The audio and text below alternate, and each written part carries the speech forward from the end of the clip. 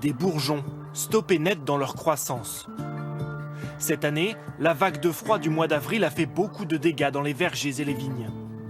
Chez Valentine Prinet, pépiniériste près de Lyon, les gelées tardives ont anéanti une partie de la production. Là, on voit des tout petits débuts d'abricots qui ont pris le gel. Donc ça va. Évidemment, il n'y a rien qui va rester. Donc pas d'abricots cette année. Sur son exploitation, pourtant, certains arbres ont bien résisté au gel, notamment des espèces exotiques comme le jujubier, un arbre fruitier chinois. Et si c'était là la solution face aux aléas climatiques?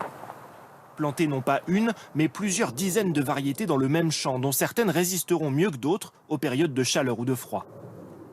On va avoir des épisodes à la fois de gel tardif, des vents beaucoup plus violents. Et c'est cette diversité qui va faire qu'on va s'en sortir. Alors comment identifier ces arbres, ces fruits et ces légumes du futur, insensibles aux caprices de la météo? À quelques kilomètres de là, ces botanistes y travaillent. Combien de variétés là on a planté du coup? Leur jardin est un laboratoire, 4000 espèces, dont ils étudient le comportement tout au long de l'année.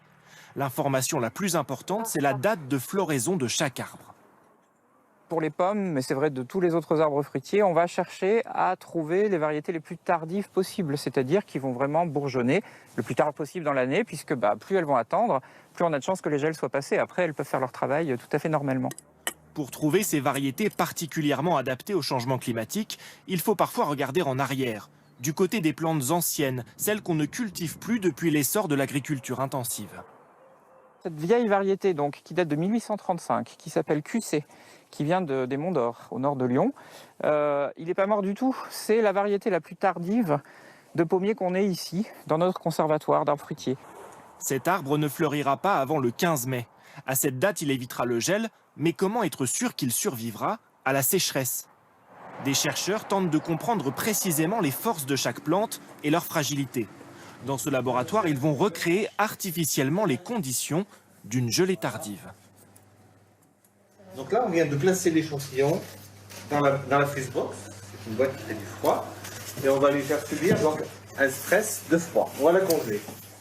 Placée à moins 10 degrés, filmée avec cette caméra thermique, la branche va rapidement se nécroser. Une expérience qui permet de mieux comprendre comment le froid agit sur la plante et donc comment sélectionner les meilleurs arbres. À l'avenir, il faudra peut-être renoncer aux variétés qui donnent le plus de fruits. On a beaucoup sélectionné des variétés sur des aspects de production. C'est peut-être important de remettre au niveau au moins la résistance aux aléas climatiques, que ce soit gelée ou sécheresse. Transformer les pratiques agricoles, une urgence au vu des dégâts causés par le gel cette année.